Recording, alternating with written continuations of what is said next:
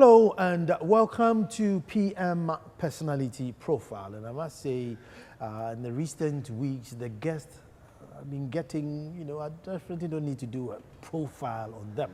And I always explain that, sometimes you even know the guest more than I do. However, because of their in-depth knowledge, it's always worth talking to them. And I've been here before on the Roverman stage, once upon a time, to talk to the hero of South Suntres. And I'm back again. I'm back again for two reasons. Now, you and I know that Uncle Ebo is a patriot. He's someone who concerns himself about all things positively Ghanaian. And he's a playwright as well. 10 years, he promised Ghanaians that every quarter he was going to come up with a play. I don't know anywhere in this world. Well, I haven't heard, maybe I haven't researched, but with my little, knowledge, I haven't heard anywhere in this world where there's a playwright who does a production every quarter. But prophets are not, adored in their own hometown. So we think it's one of those things. But if you are a writer, even if you read, are you able to read 4 books, a book a quarter, let alone the person who's writing it, and every quarter produces. So it's a huge thing which is breaking world records if you really want to pay attention to it. Now Uncle Ebo says, look, for 10 years you have honored me by coming to watch my plays, you have adored me, and to give back to you, I'm going to now go on stage myself and do a one-man play, a one-man stage, which is a quite lengthy play as well. And I think, wow, that's great. And there are things happening in Ghana. I don't know if we are at our crossroads yet with politics, finance, religion, culture, and even in the theater. So he gives me a little time, he breaks up his rehearsal, and I take the opportunity, you know what? Let me go and have a conversation with Uncle Ebo Whyte, and that's exactly what I'm here to do. My name is Nana Ansakwa IV, Chief of the only republic within the Republic of Ghana, Edumasa, and I'm here to talk to Uncle Ebo Whyte. Don't go away, we're coming straight back. Well, thank you very much for staying, and this is our favorite part where we get to ask questions. And I said, if you have a camera, you don't know how much audacity you have. You can enter places where ordinarily you wouldn't have been allowed and ask questions that ordinarily you wouldn't have been able to ask. But with the cameras and with the respect of you, we are here to do exactly that to the one and only Uncle Ebo Whyte. Uncle Ebo, first of all, thank you very much. You've broken your rehearsal schedule to allow us in here, and we are very grateful. Well, it's because I didn't have money to buy a cow. Otherwise, you'd have said, look, there's your cow, go. I didn't have it because, hey, you refuse Nana, share.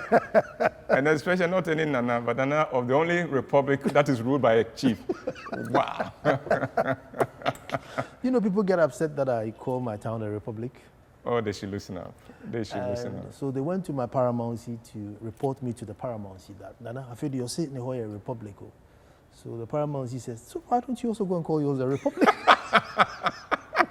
What stops you from calling yours a republic or a continent, whatever it is? Oh, they should listen up. And that was the end of the matter. So yeah, I still insist it's not a village, it's a republic. It's a republic, yeah. Uncle Ebo, congratulations for 10 years. And I think on behalf of all Ghanaians and on behalf of all theater lovers, we owe you a great deal of, thanks and gratitude, because it's a huge commitment to write and produce 4 plays in a year. I don't know if anywhere in the world it happens, but if we were people who paid attention, I think you are, writing our name in theater history in the world that we are not paying attention to. And so on behalf of all theater goers and Ghanaians, I want to say Aiko. Well, thank you very much. And thank you to all those who have supported us over the period and all the young people who have sacrificed so much to make this happen. 10 years. I mean, is 10 years the stop or you're going to carry on?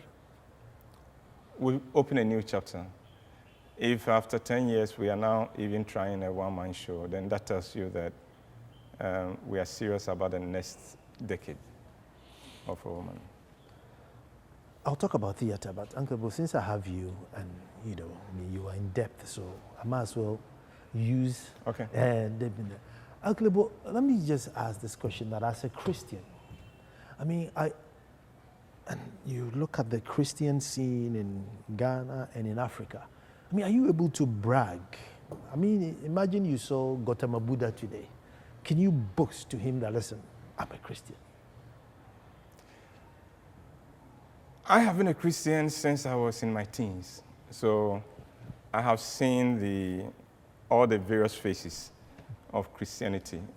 I'm older than the charismatic fraternity. Yes, I'm older than that in Ghana and things like that. So I have seen a lot.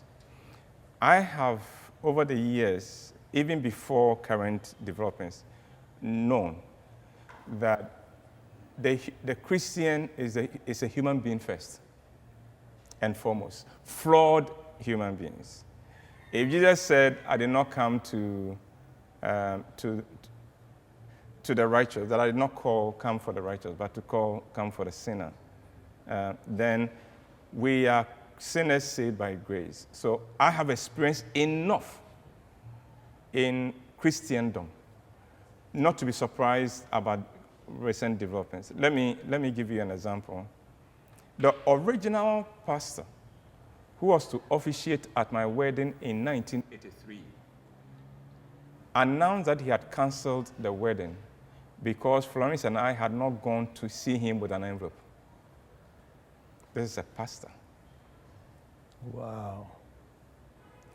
The first time I lost my job, it was a committee of Christians who perpetrated that injustice. I had to go to court for the court to rule that the dismissal was not right. Except that the court continued to say that no court can force any employer to employ, to keep somebody in their employ. So I have seen the worst and the best of Christians.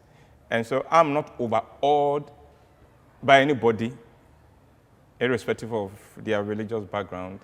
And I'm also not disappointed with anybody, because basically we are all flawed human beings. I know one of the difficult aspects of growing up, one of the difficult things to deal with as somebody growing, maturing, is the discovery that all your heroes are, at the very basic level, human beings, flawed human beings. All your heroes. But that's frightening, Uncle Bo. Kage? That's frightening. Why is it frightening? Because I think it is rather inspiring.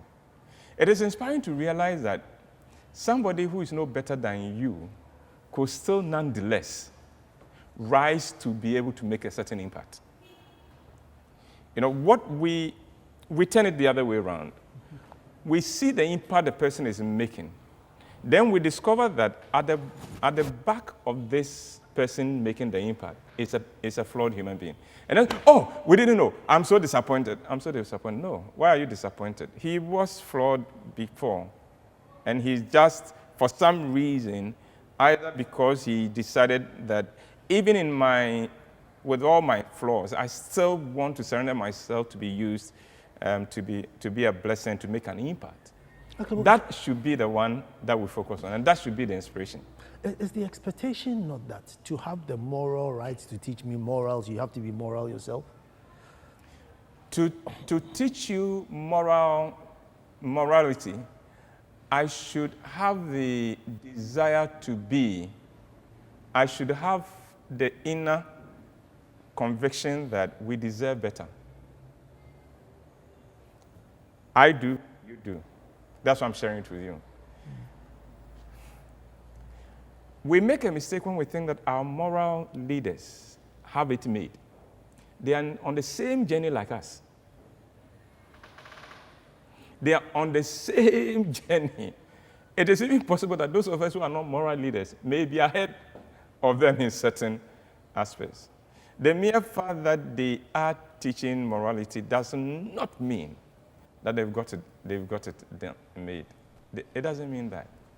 They are still growing. They are still struggling. They are still coping with their humanity and grappling with it on a day-to-day basis. Could it be the instance when... And if you do not recognize that, it is not their fault. It is your fault for not recognizing that this is a human being. Basically, he is no better than me.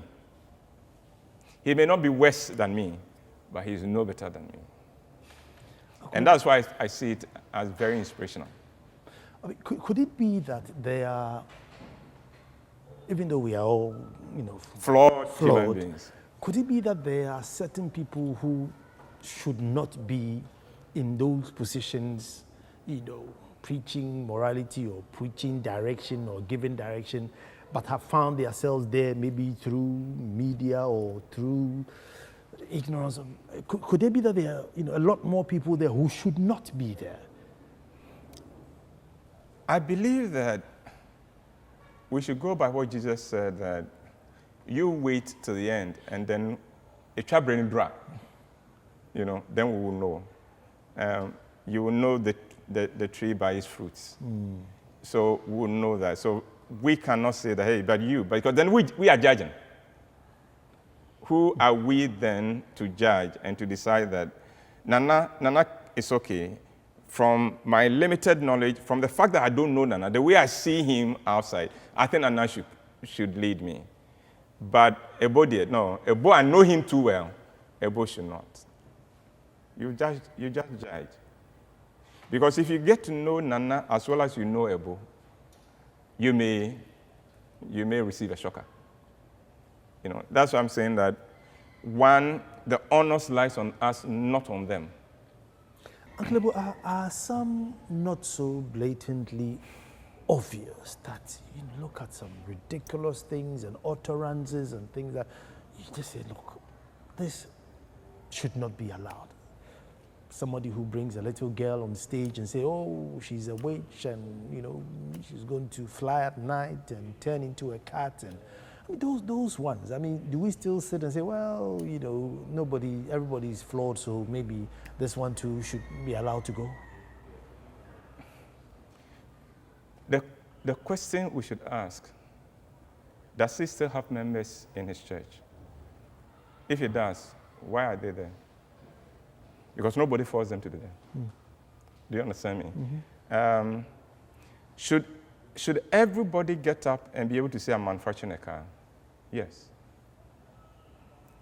But if you put a terrible car on the road and people are still buying it, then you still have a place. Do you understand me? Because in the real world, what will happen is that it isn't you. It's not about you. It's about those of us who are coming to buy the product or buy the service, who determine whether you should be there or not. It's not about you. Should you set up a radio station? Should everybody be permitted to set up a radio station? Yes. With time, those that do not have a place will die out. When you are not getting advertisers and when you are not getting the income to pay your staff, and when the ratings always show you as having zero audience, you don't need anybody to come and stand in front of you and say that, my brother, shut down. Should everybody be permitted to open a bank? Yes, subject to the rules, the laws of the country that says that certain, like if you've been a convert before and that kind of age limitations and things like that. But subject to that, yes. It is up to those who have the money to open accounts to decide whether you were mistaken and self-deluded or not.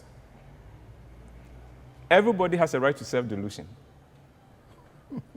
Do you understand me? Mm-hmm. Should everybody get up and call himself a king? Yes. Call yourself a king. Then when there's a Deba, let's see whether you have a seat, you have a stool. Now, do you understand me?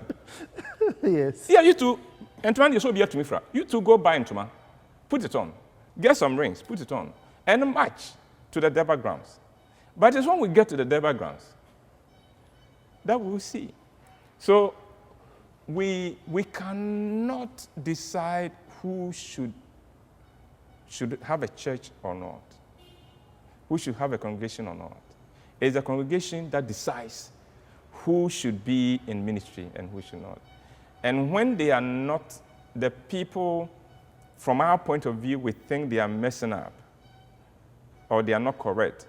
And yet there are people who every weekday plus weekends are filling his auditorium to the point that for some of them, as soon as they finish putting up a huge auditorium, it has already become too small.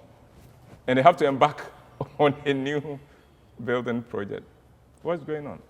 Let's try and understand that one and leave that poor guy alone. Is our duty then to educate the congregation, or we leave nature to take its course? I think that we will need nature to take its course. You know, there's an interesting, I've told you that I've been around for a long time. So I know some of the charismatic churches that came. The number of charismatic churches we see today come nowhere near the number of charismatic churches that began at a certain point. Late 80s and 90s. The number of them, the many people who came, half of them have fizzled out, okay? Fizzled out either because the initial success flawed the lead man, caught in a scandal or something, or it never picked up. It never gathered people, and so therefore it had to be shut down.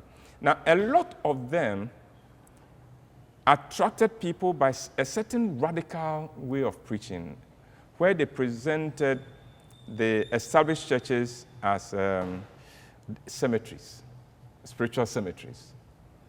They even taught that if you sat under the ministry of an Anglican minister, of a Presbyterian minister, of a Methodist minister, of a Catholic father, you are cursed. Then they also promise a number of things. That you come here, there will be prosperity, there will be this, you will not have these kind of hardships and difficulties. And people flocked to their services. But after 3 years, 5 years, when people realized that, come on, nothing has changed, people began to go back to their mother churches. They took the decision to go back. Now, so if you are sitting under the feet of somebody and you don't know what you are getting, but you are still there, then don't blame the guy for taking advantage of you. I guess so. Since I'm a traditionalist and I'm here, again, I want to say thank you for the woman in the bathroom. Okay. I want to say I wanted your views on that. I wanted to see you all through the period when we were working on this. I remember I told one of my people that go and tell Nana that for the first time I have a play I am dedicating to him. No, that's what I told her. I don't know whether the message got to you. Go and tell Nana that for the first time I am able to confidently say this play I'm dedicating to Nana and Sakwa. Well, let me say thank you, because I was getting fed up with the black story being told wrongly. Yeah. You know, I was really, really, really getting fed up with the black story being told wrongly. And so for one, I was watching a play where black story was being depicted as it is. Yeah. And so I think, well done. Thank you. You know, Thank well you very done, much. well done. What was the feedback? Do you think people got the essence of it? We got a mixed bag. Those who loved it very much. Then there were those who were confused. Because, you see, if you lived all your life having been brainwashed to believe that our traditional leadership is idolatry, is evil, you understand me? And then you come and see a depiction of the traditional leadership as developmental and progressive, then that shift was not easy for people. Nothing had prepared them for this. And it was so difficult for them to accept that. Mm-hmm. But it's interesting. One of the most interesting experiences I had with that production was a young man. After the show, I walked into the foyer and he was there. And he said he was waiting for his wife who had just gone to the washroom. Then he said, "Uncle, I needed to talk to you." He said, "You will not believe this. I have just been offered the stool in my village. And in the car here, my wife and I were debating whether I should accept it or not. And she was of the opinion I shouldn't, because it will lead to destruction. It will lead to all kinds of issues in the family. It will lead to a breakup of our marriage and things like that." So he said, "We come here and we are watching this." And my wife turns to me and said, "Did you know this is the play we were coming to watch?" I said, "No, I didn't know." We were coming to watch a woman in the bathroom. I didn't know. And he said, "I can tell you," he said, "I can tell you that my position has shifted." Wow. So I told him that on your installment, invite me. I'd like to come. Yeah. I'd like to come. Yeah, yeah. It is. And I think one thing that really, message that caught me was that when you are called into chieftaincy, you're calling to something higher above yourself. Yes, you are. You are. In all levels of leadership. And that is why society sacrifices a lot for a leader.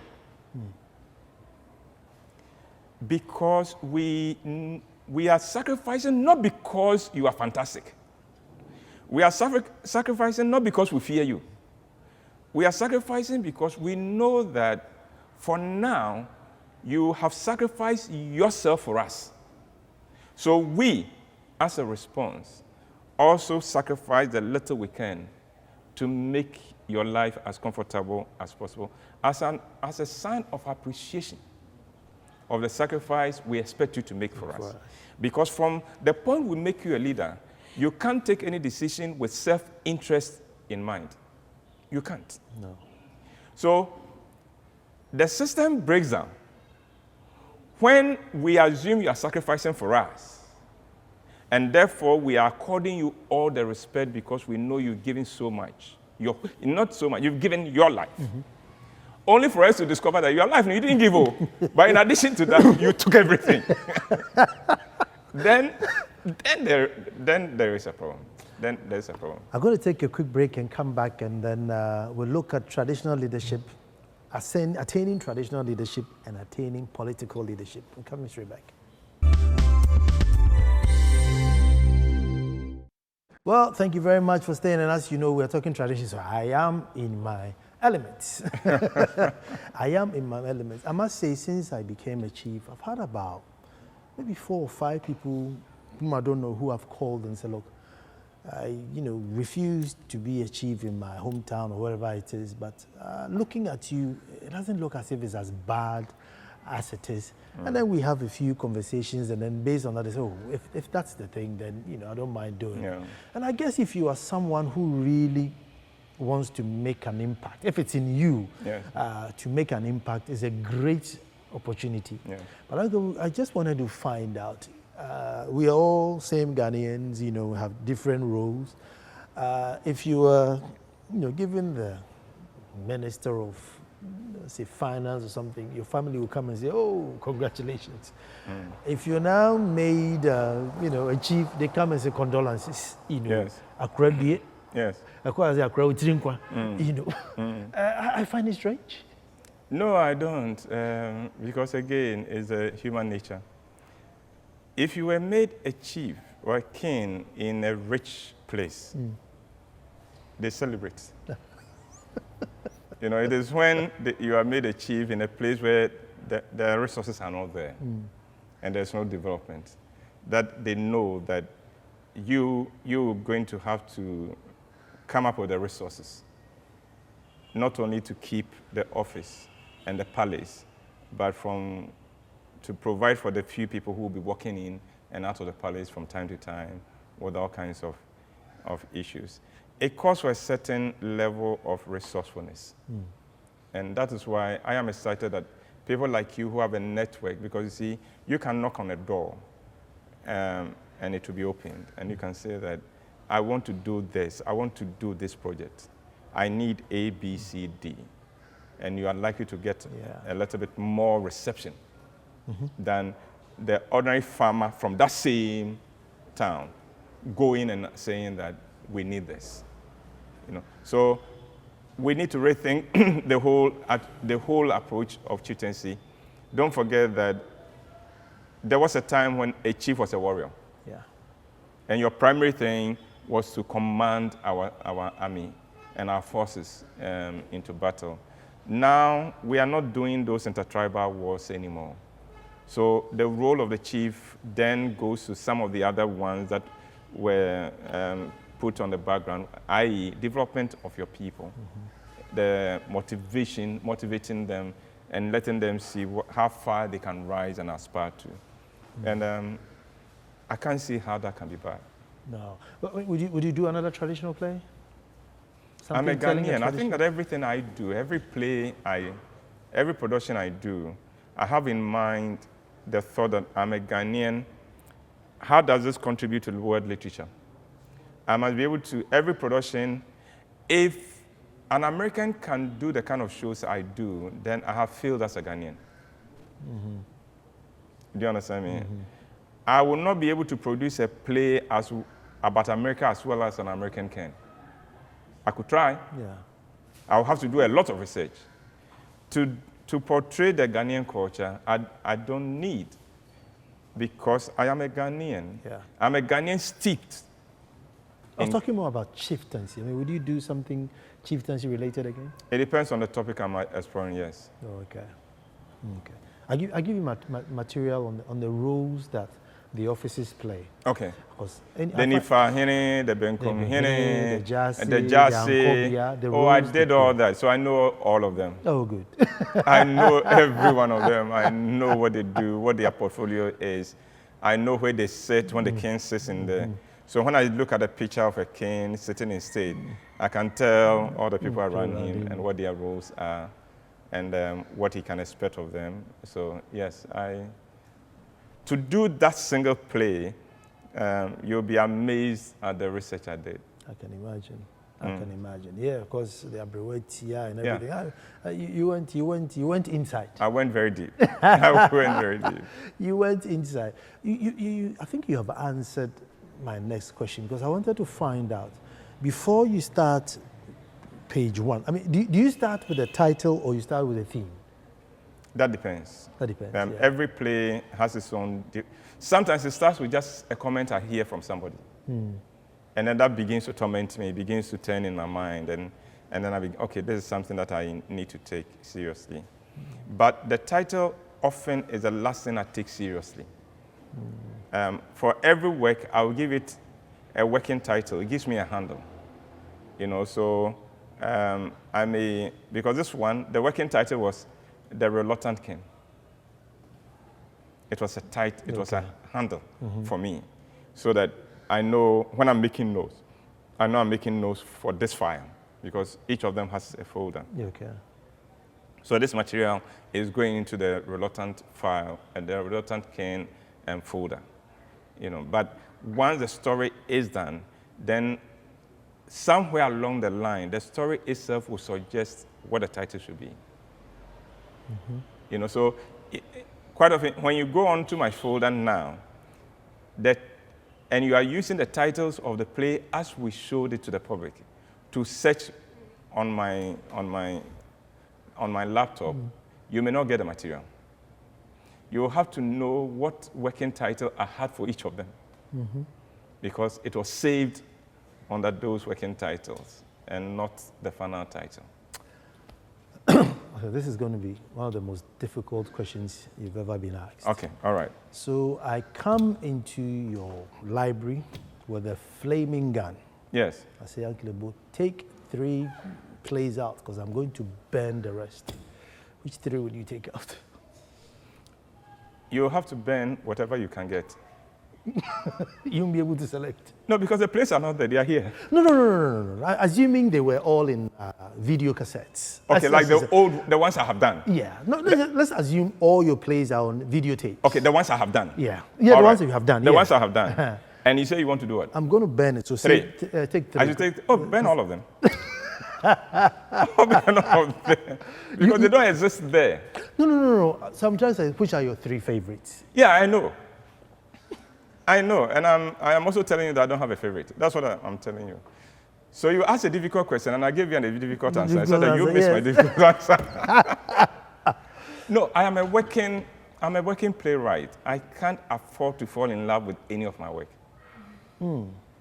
So all my love goes to the one I am currently working on. Because once that is done, in fact, after the opening night, that play can no longer engage me. Because if it does, I will not be able to move on to the next one. That is why sometimes some writers, you'll find that their works are similar. They are repeating the same themes because they fell in love with one.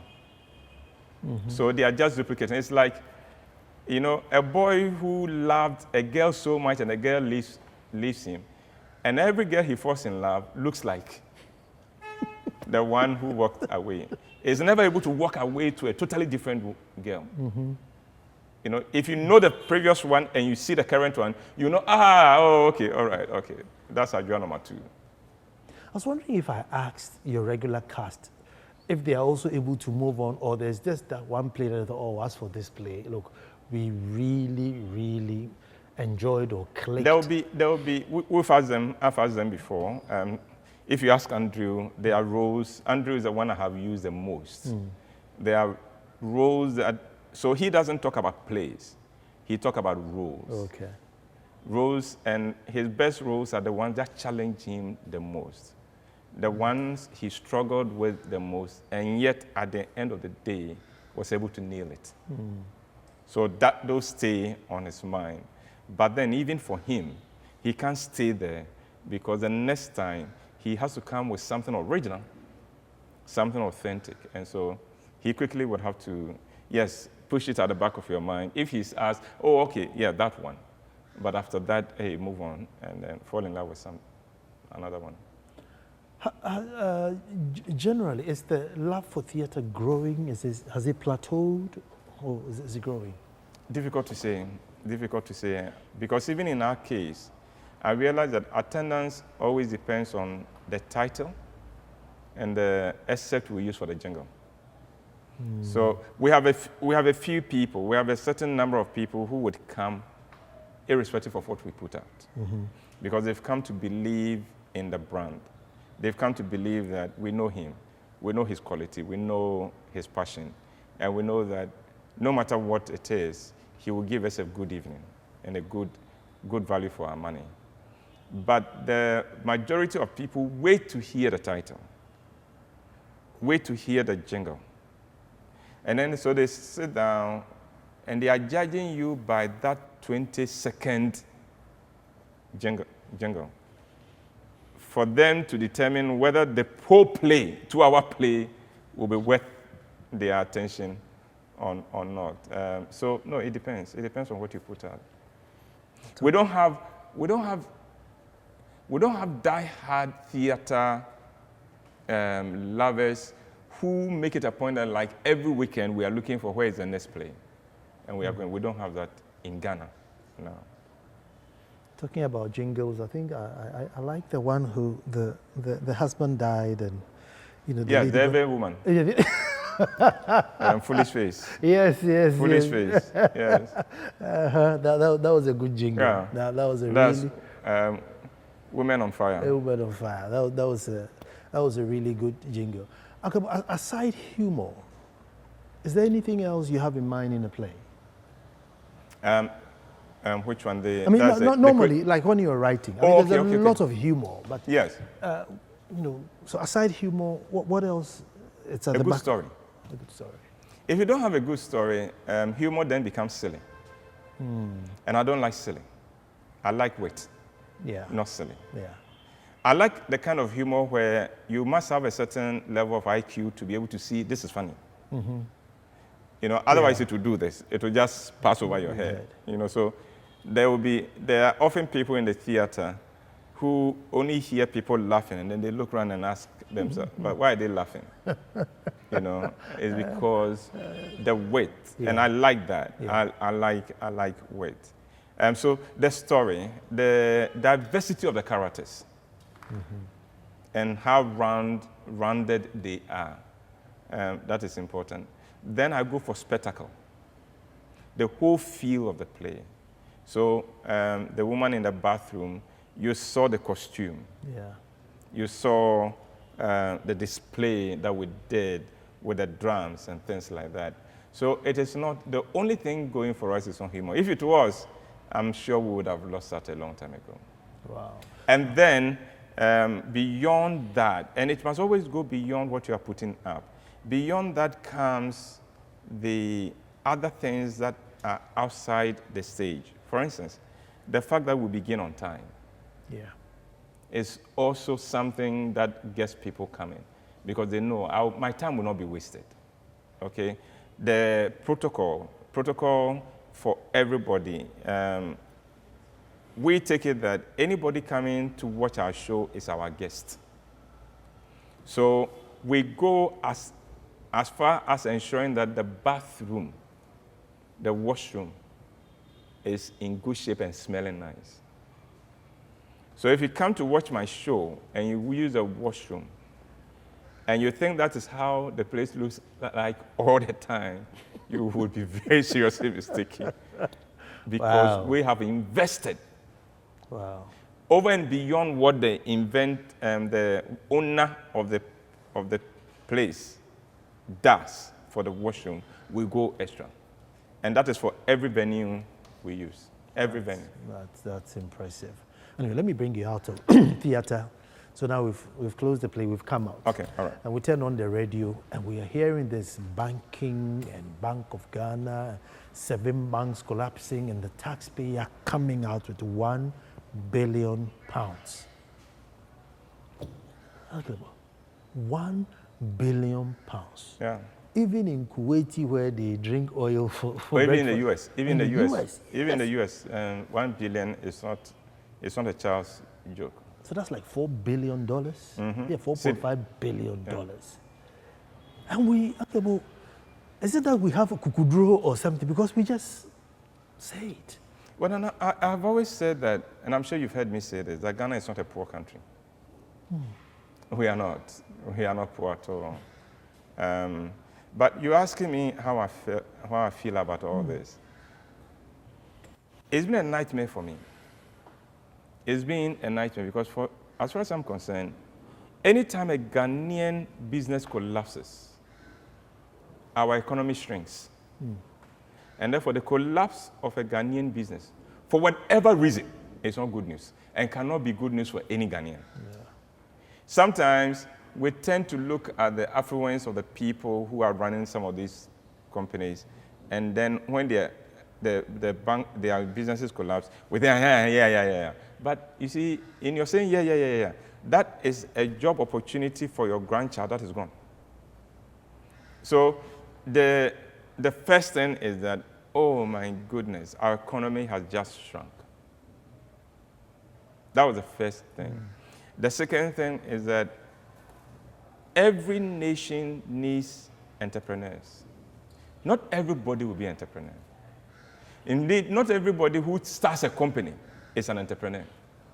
You've got to be born with some innate qualities to be able to be an entrepreneur. And when you find an entrepreneur, let me tell you my definition of an entrepreneur. An entrepreneur is a guy who gets to the point where he will never be poor again in his life, but continues working in creating opportunities for others. In other words, if he stopped now and retired now, it's okay. He and his family have enough to live on for the rest of their lives, and yet drives himself and pushes himself to grow the opportunity and grow the platform so more and more people can get jobs. And then even if he's not employing more people, so that those who are already employed can even get better conditions. And also, so society will be enriched Those people are rare. There are not many in any nation. They are rare. And so when you find a business go down, you're wondering, the question I'm wondering is, my goodness, has one of our entrepreneur breed found himself in trouble? Is it a case of one of our God-given entrepreneurs either taking his eyes off the ball and being messed up? So it is a very serious thing for me. That's one question that I think in the last few months I've been asking everybody I get opportunity. Is the average Ghanaian immune to anger? Not anger to draw cutlasses and knives or guns, but to collectively say, listen, this is not acceptable. Get up and act. Are we immune to that? Have you been following social media? Well, I have. Yeah. The answer is right there. You will get to know what Ghanaians think. Ghanaians are angry. Is it collective enough? Yes, it is. Oh, it is. It is. Before social media came, even before, with social media, you get an idea of the pulse of the people. Mm-hmm. But even before social media came, you could always get it. That is why part of our intelligence apparatus in Ghana, all over the years, has always been to use taxis. Because in taxis and throttle, we'll talk. We'll talk. Mm-hmm. So Ghanaians are not immune to anger, and our leaders will make a very serious mistake if, because we are not marching, they think that everything they do, Ghanaians will just say, oh, Yemfa Miami. No. And don't forget, the fact that one party is voted out of office, what is that? A lot of the times in Ghana, the election results is not because one party won, but that one party has been punished. Ghanaians have decided, we gave you the chance, you've messed us up, you've insulted our intelligence, you've taken us for granted, go. Let the person come and let the next people come, and let's hope they do better. But if they come and repeat your arrogance, we'll punish them too. And now it doesn't matter how much money you spread, they will vote against you. Wow. Okay, about 10 years down the line, I'm taking you back to the theater. Now, 10 years, you decide to come on stage and do a one-man play. Yes. And I think, everybody's like, wow. I was with KSM, his wife, and my wife, and we were singing, so the subject came up. And I was like, eesh. So I said, well, I was listening to him, and I heard he said he was going to be on stage for 2 hours. I said, hey, I have to see this. I said, yes. And so everybody was eager that 2 hours, 1 month, we have to be there. And so I asked KSM, how much how long do you go? I said, yeah, I do, 1 hour, 15 minutes. And he says, oh, Saga took longer because I played different, roles in Saga of the Returnee. And so we were just guessing and assuming. And then we all came to the conclusion that, he can do it. After all, he's tested the pulse for a long time, so he can do it. But we must see him do it. So we want to see you do it. But how are you going to do it? We haven't seen you on stage. Yes, we know you've been on stage before, but that was 70s. This is 2018. Yes. Yeah, I know. I was saying somebody that my worst enemy is my mouth because it gets me into trouble. Let me take a quick break and come and get the nitty-gritty of this one. Uncle Ebo, one-man act on stage. And I'm sure you are eager to see it just as we all are. Don't go.